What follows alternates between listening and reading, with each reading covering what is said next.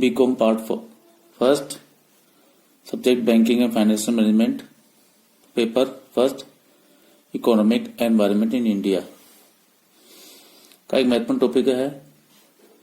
भारत में निर्यात संवर्धन के सरकारी प्रयास, गवर्नमेंट मेजर्स और एफर्ट्स फॉर एक्सपोर्ट प्रमोशंस।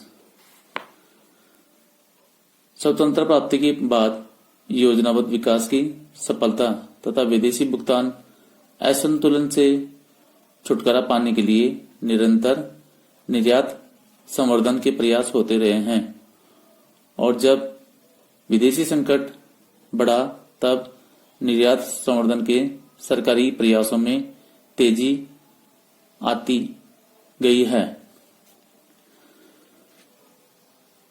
निर्यात संवर्धन के सरकारी प्रयासों का विवरण निम्न प्रकार है।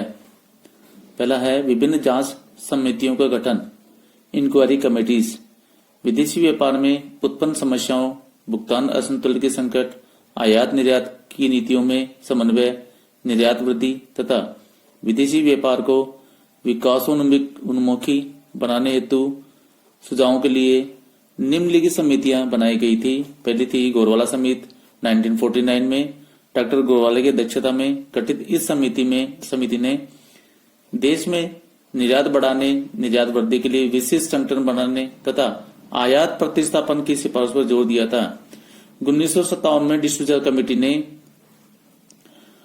कारों में छूट, रेलगाड़ी में छूट, परिवहन सुविधाओं के विस्तार, निर्यात जोखिम से सुरक्षा हेतु निगम, प्रचार, विज्ञापन एवं सर्वेक्षण कार्यों को बढ़ावा तथा व्यापारिक समझौतों में वृद्धि द्वारा निर्यात में वृद्धि पर जोर देने की सिफारिश की गई थी।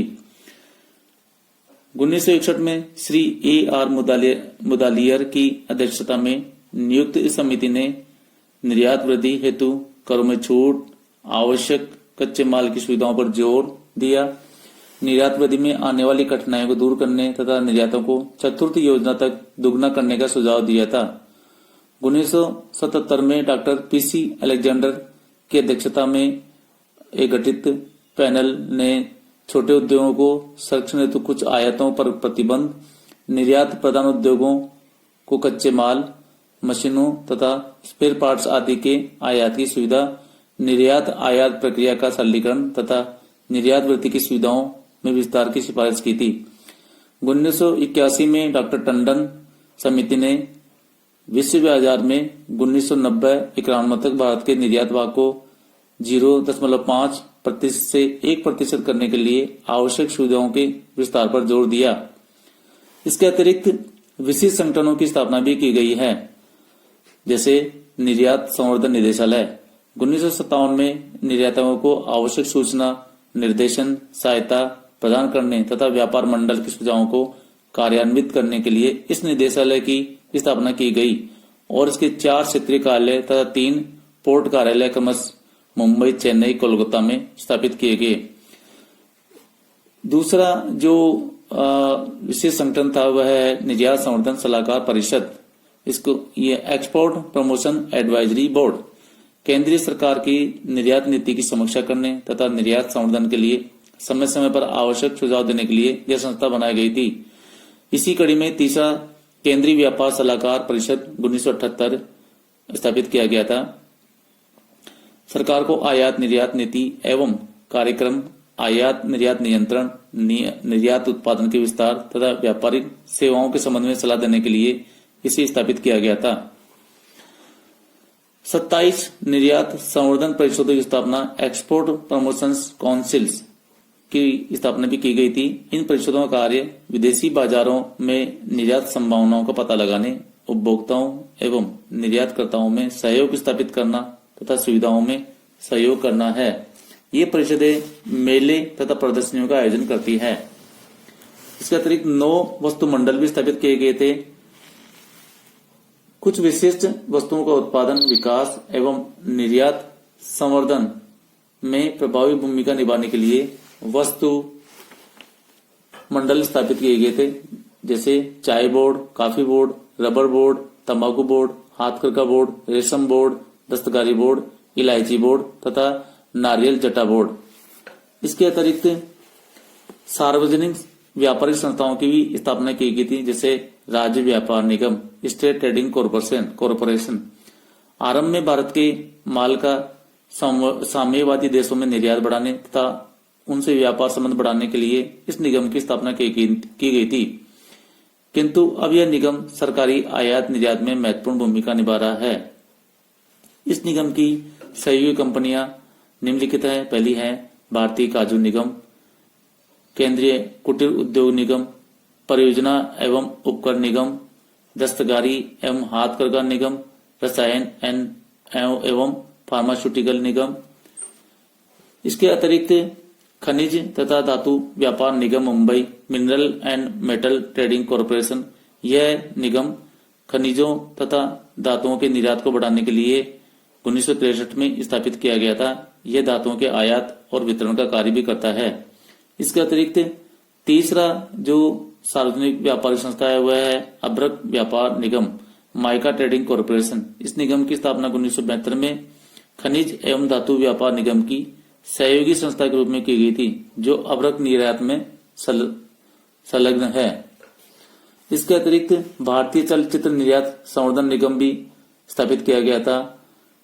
राज्य व्यापार निगम की सहायक कंपनी के रूप में यह निगम चलचित्र के निर्यात, प्रचार एवं मार्केट सर्वेक्षण का कार्य करता है। इसके अतिरिक्त निर्यात वित्त सुविधाओं का विस्तार भी किया गया है। इसमें भारत में निर्यातों की वित्त व्यवस्था करने के लिए जहां राष्ट्रीयकृत बैंक अल्पकालीन वित्त की व्यवस्था करते हैं, वहां दीर्घकालीन एवं मध्यकालीन वित्त की व्यवस्था के लिए निम्नलिखित संस्थाएं स्थापित की गई है। पहला है निर्यात ऋण एवं guarantee Nigam, export credit and guarantee corporation. यह निगम इंग्लैंड के ECGD के समान ही भारतीय निर्यातकों को ऋण प्रदान करता है। दूसरा है औद्योगिक विकास बैंक। 5 वर्ष पूर्व भारतीय औद्योगिक विकास बैंक में अंतर्राष्ट्रीय वित्त विभाग निर्यातकों की वित्त व्यवस्था के लिए खोला गया था। अब निर्यात आयात बैंक बन जाने से निर्यातों की वित्त व्यवस्था वहीं से होती है। तीसरा है निर्यात आयात बैंक की स्थापना। 4 अप्रैल 1982 को भारत सरकार द्वारा निर्यात आयात बैंक की स्थापना की गई थी। यह बैंक आसान शर्तों पर निर्यातों और आयातों के लिए ऋण देता है। इसके अतिरिक्त राष्ट्रीयकृत बैंक द्वारा भी अल्पकालीन वित्त की व्यवस्था की जाती है। निर्यात संवर्धन के लिए अनेक प्रोत्साहन योजनाएं भी आरंभ की गई है, जैसे करों में छूट। भारत सरकार ने जूट के निर्यात करों में कमी, निर्यात संवर्धन हेतु विज्ञापन, सर्वेक्षण, यात्राओं, विदेशी एजेंसी एवं कार्यालयों की स्थापना पर किया गया व्यय आयकर में पूर्णतः या आंशिक रूप से मान्य है। दूसरा है वित्तीय अनुदान एवं सहायता। सरकार निर्यात किए जाने वाली कुछ वस्तुओं के निर्यात के लिए अनुदान देती है तथा वित्तीय सहायता भी प्रदान करती है। इससे निर्यातों में वृद्धि का मार्ग प्रशस्त हुआ है। प्रशुल्क एवं माल भाड़े में भी रियायत दी जाती है। शुल्क वापसी एवं नगद क्षतिपूर्ति सहायता भारत सरकार के वित्त मंत्रालय के अंतर्गत निदेशालय कुछ निर्यात पर कस्टम एवं उत्पाद कर की वापसी करता है तथा इसी प्रकार सरकार विशिष्ट गैर परंपरागत वस्तुओं के निर्यातों को प्रोत्साहन देने के लिए भी उनके द्वारा किए गए निर्यातों पर वसूल किए गए शुल्क के बराबर नगद क्षतिपूर्ति की सहायता देती थी। पूंजीगत सामान एवं कच्चे माल की आयात की सुविधा भी हमारी प्राथमिकताओं में निर्धारित है। अग्रिम लाइसेंस दिया जाता है। निर्यात सदनों को मान्यताएं एवं सुविधाएं दी गई है। विदेशी व्यापारिक केंद्रों पर शोरूम की व्यवस्था भी की गई है। नेशनल ट्रॉफी ऑफ एक्सपोर्ट्स भी आरंभ की गई है।